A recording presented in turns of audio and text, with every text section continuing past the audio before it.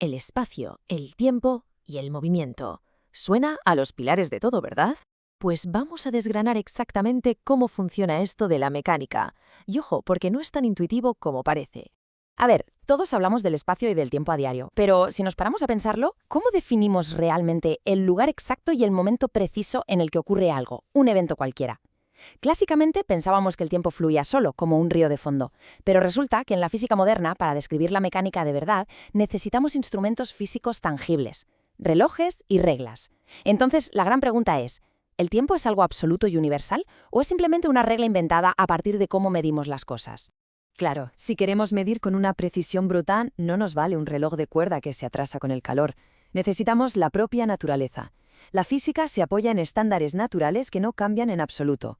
Para que nos hagamos una idea, un segundo no es un invento abstracto. Literalmente se define por algo súper concreto, la duración de un número específico, de hecho, más de 9.000 millones de oscilaciones de una línea espectral del isótopo de cesio-133.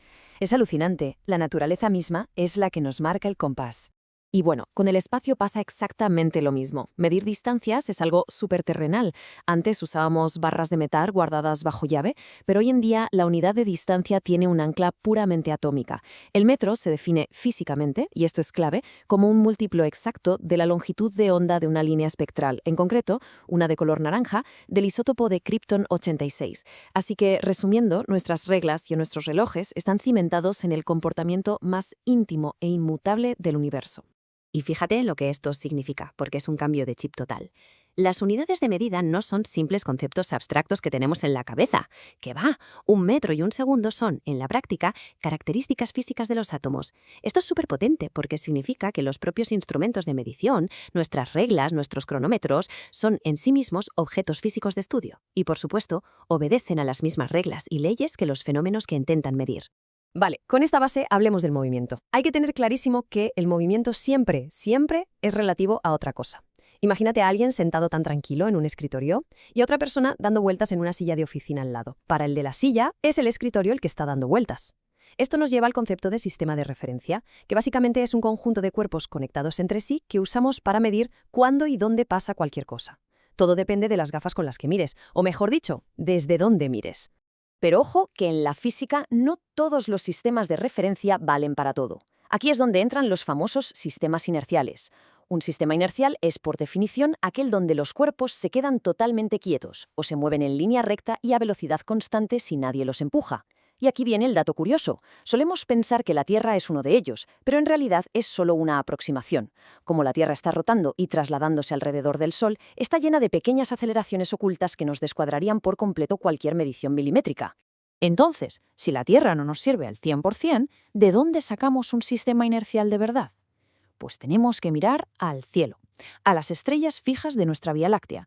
Ese conjunto forma lo que llamamos un sistema de referencia inercial fundamental para la física. A partir de ahí, la cosa se vuelve de cajón. Si cogemos este sistema de estrellas y le sumamos todos los demás sistemas que se muevan de forma uniforme respecto a él, obtenemos la gran familia, el conjunto total de los sistemas inerciales. Es el escenario principal del universo. Venga, pues ya tenemos nuestro escenario inercial ideal. Ahora, para ubicar cualquier evento ahí dentro, un destello, un choque, necesitamos exactamente 4 números. Ni uno más ni uno menos. 3 números nos van a dar la posición espacial exacta, las coordenadas de toda la vida, y el cuarto número nos da el tiempo. Todo esto, por cierto, asumiendo de partida que estamos en un espacio que sigue las reglas de la geometría euclidiana. Ya sabes, esa en la que los ángulos internos de un triángulo suman siempre 180 grados. Todo muy cuadriculado y muy lógico. Pero, claro, en este escenario tan cuadriculado, nos topamos con un problema logístico brutal. Para que ese cuarto número, el tiempo, tenga algún sentido lógico de una punta a otra del universo, necesitamos tener relojes por todas partes. Y lo que es más crítico, necesitamos que todos esos relojes esparcidos por el vasto espacio estén perfectamente sincronizados. Es absolutamente imperativo. Y suena fácil, pero sincronizar relojes a distancias cósmicas es un dolor de cabeza físico de los grandes. Y es un dolor de cabeza porque caemos de lleno en una trampa lógica tremenda, un razonamiento completamente circular. Vamos a pensarlo. Para sincronizar dos relojes alejados y decir que dos cosas son simultáneas, necesitamos saber a qué velocidad viaja la señal que usamos para conectarlos. Pero, sorpresa, para poder medir la velocidad de esa señal, antes necesitamos tener los relojes sincronizados para cronometrarla. Conocer una velocidad nos permite definir la simultaneidad, pero definir la simultaneidad es obligatorio para medir velocidades. Es la pescadilla que se muerde la cola. Es que, piénsalo, si mandamos un pulso de luz de un punto A un punto B tras ajustar la hora, la luz no llega instantáneamente, tarda un tiempo.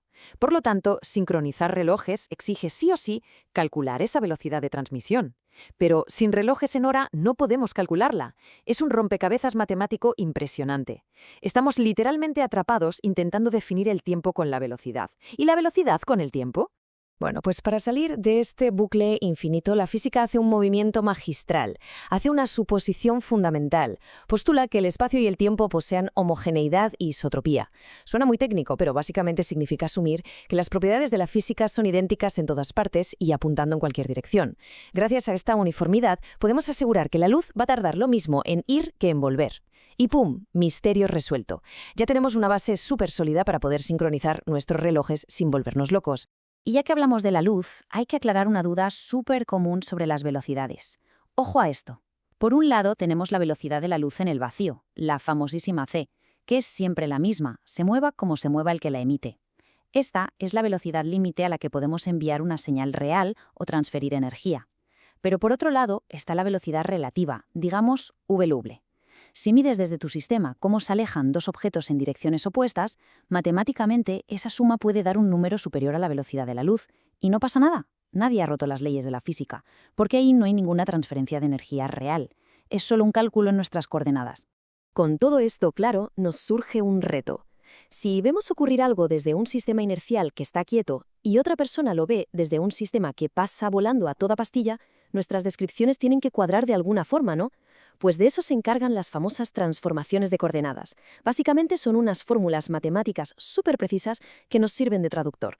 Relacionan la descripción de un mismo evento físico para que cuadre perfectamente entre dos sistemas inerciales distintos. Lo genial es que, al aplicar todas estas matemáticas tan complejas, nos encontramos con un salvavidas, una certeza a la que agarrarnos. Resulta que si un objeto se mueve de forma transversal, es decir, perpendicular a su propia longitud, esa medida no cambia para nada. Si tienes una barra que se mueve de lado, va a medir exactamente lo mismo si la mides desde el sistema que se mueve con ella que si la mides desde un sistema en reposo total. Es una regla de oro. Esto nos sirve en bandeja un concepto clave en física, la longitud de reposo o longitud propia. Esta medida no depende de quién mire o a qué velocidad vaya, es una cantidad totalmente invariable. Es física pura inherente al material del objeto en sí, y su valor siempre va a ser el mismo independientemente del sistema de referencia que usemos, siempre y cuando, claro, estemos en reposo respecto a ese objeto. Ahora la cosa se pone peliaguda si queremos medir ese mismo objeto mientras pasa a toda velocidad por delante de nuestras narices. Medir algo en pleno movimiento nos devuelve de golpe al gran problema de la simultaneidad del que hablábamos antes. ¿Por qué? Pues porque para saber cuánto mide de verdad, tienes que marcar dónde está la punta delantera y dónde está la punta trasera en el mismo exacto idéntico instante de tiempo.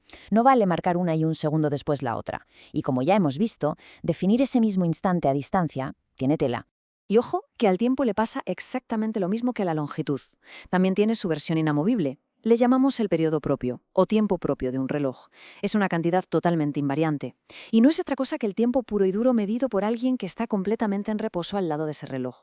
Es el latido fundamental, sin distorsiones, sin los famosos efectos del movimiento relativo. El tiempo en su estado más esencial. Para rematar todo este análisis, quiero que nos quedemos con una reflexión brutal de Henri Poincaré. Él decía que la simultaneidad de dos eventos debe definirse de tal manera que las leyes de la naturaleza resulten lo más simples posible. Es decir, darnos cuenta de que la simultaneidad, o sea, saber si dos cosas han pasado a la vez, no es algo que intuyamos de forma mágica o natural. Es una regla súper ingeniosa que hemos creado los humanos. Medimos y sincronizamos todo este tinglado cósmico para que nuestra mente, de alguna forma, pueda llegar a comprenderlo. Una pasada, ¿verdad?